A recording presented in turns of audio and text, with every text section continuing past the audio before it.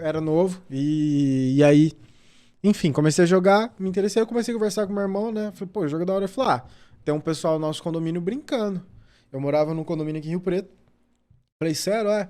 Aí, logo que eu cheguei em Rio Preto, eles tinham conseguido uma matéria no Diário da Região. Sim. Então eu cheguei, tinha os jornais acumulados, meu pai gosta de assinar jornal. Aí eu olhei e falei, pô, que massa. Aí meu irmão conhecia um deles, enfim, botou em contato, troquei ideias, falei, cara, a gente tava brincando aqui no condomínio, mas o pai de um conhece, não sei o que, do clube de campo do automóvel, quando ainda era do automóvel, né, esse tempo atrás. Falei, a gente vai começar a ir lá, vai lá também. Aí eu fui. Naturalmente já era mais velho que todos, a maioria ali tinha 15, 16 anos. Sim, molecada mais jovem. Era, tudo molecada mais nova.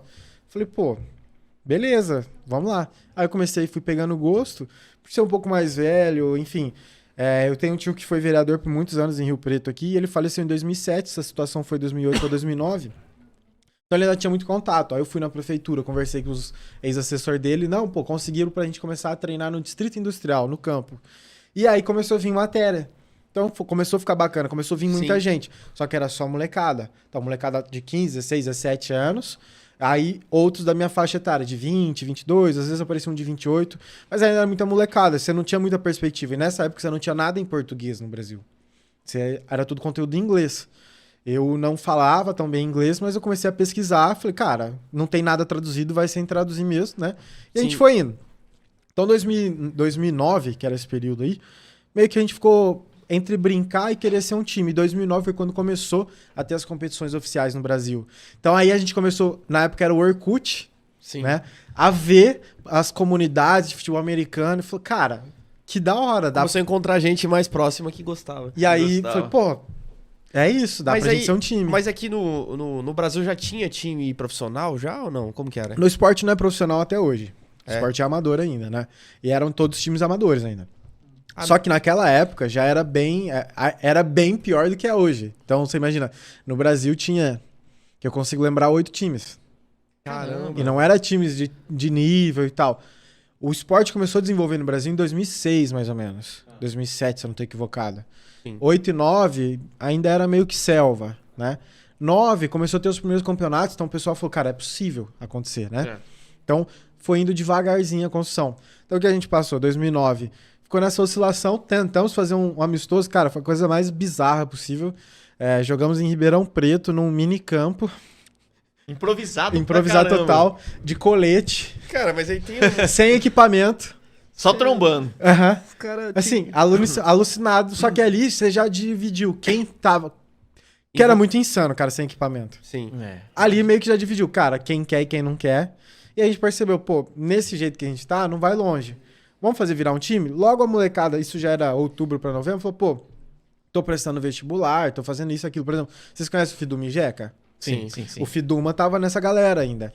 E aí no meio de 2009, eu lembro, ele foi fazer intercâmbio. Dali que ele foi fazer intercâmbio, aí começou a estudar mais música, aí quando foi fazer a universidade, que virou o Fiduma e Jeca, né? Nós chamava ele de Peter, né? Porque chama Pedro. E outros, por exemplo, tem o Edgar, que... Tava trabalhando até pouco tempo na Ambev. Então a molecada era muito foda, muito inteligente, saiu pra fazer faculdade fora e já foi fazer a vida fora de Rio Preto. Então, naturalmente, a turma que criou o Vilers foi a segunda mão. Foi a galera que chegou depois ali. Na época que eu entrei, que a gente foi tentando, pô, é legal, vamos criar. Aí foi que a gente criou. Tipo assim, bom, vamos criar. Existe competição pra chegar nesse nível, a gente precisa de um time organizado. E aí começou a ideia de se criar um novo time. A gente criou o time, não tinha nome. Vamos só como Rio Preto Futebol Americano. Então, os primeiros 6 meses a gente não tinha nome. Sim. E aí, a primeira diretoria, quando foi formada, o Ivan, que foi o primeiro presidente, ele estudava muito marketing, tinha uma agência de publicidade, irmão dele, sócio, tudo, entendia bem. Ele tinha 2 Rottweilers, gostava muito de Rottweilers. Na época, tinha tido o Super Bowl, que era o Pittsburgh Steelers, que é preto e amarelo, versus Arizona Cardinals. O Steelers ganhou, a defesa era muito forte. O Ivan, eu e a maior parte da galera da diretoria era Steelers, né? Eu até hoje não tenho um time definitivo, mas eu gostava muito dos Steelers pela galera da defesa, os Steelers era muito legal. Então, coincidências à parte, né? Rottweilers, Weilers, preto e amarelo. A pergunta, eu tinha preparado essa pergunta pra você, porque eu fui lá no Google Tradutor e tentei colocar o que é Weilers em inglês. Não é Weilers. Não existe. Não existe. Então, era uma pergunta, eu vim de Rottweiler. O cachorro aqui. Que legal. Pô, tudo uma coisa linka na outra. Que legal, cara. Mas assim, ô Matheus, deixa eu perguntar uma coisa pra ti. A ideia é muito legal. Mas assim, como que vocês foram... Porque pra montar um time, não é simplesmente juntar um monte de cara aqui. Você tem que, além de ter a vontade, disponibilidade, como você falou, os primeiros que passaram não foram o total que ficaram, foram vindo outros. Mas e as regras? Porque assim, pra gente que não pratica esse negócio, ele é complexo. Por exemplo, se eu for ensinar pra um cara que não pratica futebol, as regras do futebol... Pra algumas mulheres que não entendem, porque muita mulher tá entendendo agora, por exemplo, pegar como exemplo, uma analogia bem ruimzinha. Pegar uma mulher que não curte muito futebol, se for explicar pra ela o que é impedimento, o que é falta, o que é pênalti, já perdeu a paciência. é muita coisa, né? Vocês, teve uma equipe que foi estudar tudo isso pra saber... Porque, Adaptar igual você falou, alguma você foi coisa? pra Ribeirão Preto participar desse Tentativa de amistoso. esse amistoso incrível aí, né? Deve ter sido hilário. Alguém filmou, pelo menos? Cara, eu acho que tinha gente que tinha foto e vídeo. É algo que eu deveria ter procurado. Eu acho que eu, inclusive, tinha. Mas esse negócio vai trocando computador e tal, foi se perdendo. Claro que vocês assistindo, por exemplo, igual você falou, você viu na partida, aí os caras começam a gostar, começam a assistir, ver o que os outros fazem. Mas existem regras, existem algumas outras coisas e tal, a pontuação, tudo isso que eu praticamente não conheço nada de verdade.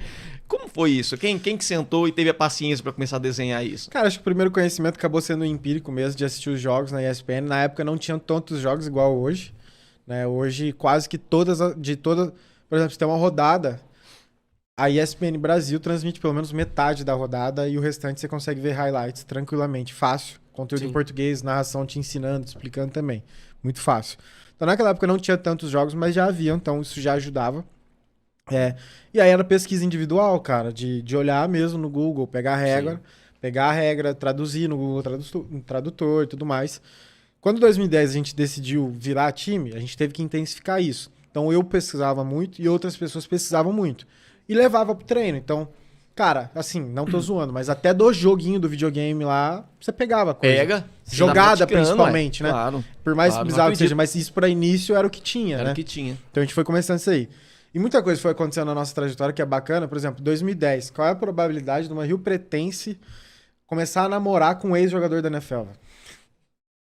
Cara, acho que... Do nada, um cara, o Vladimir, que também é um dos fundadores, liga e fala, meu, tem uma pessoa aqui, conhecida fulana, que ela simplesmente tá namorando um ex-atleta da NFL. E o cara tá aqui no Brasil, tá aqui em Rio Preto. Caramba, Vai ficar uns 2, 3 meses. Que oportunidade. E o cara, assim, ele jogou 10 anos em um time. Cara, pra você ficar 10 anos em um time, tem que ser muito foda. Em qualquer esporte, até futebol. Esse você acha no YouTube nosso, o Chad Brask, quando ele veio aqui, assim, pra você ter noção, a gente treinava no canteiro da Murchid Once à noite. Caramba, O cara foi dar treino pra nós no canteiro da avenida. Entendeu? A gente treinava Humildade no Tangará. também? Pô, cara, demais. Humildade, Ele era cara. fantástico. Ele ia na academia, passava treino de academia, rotina de academia pra nós, explicava. E aí ele não focou em... Isso eu lembro bem.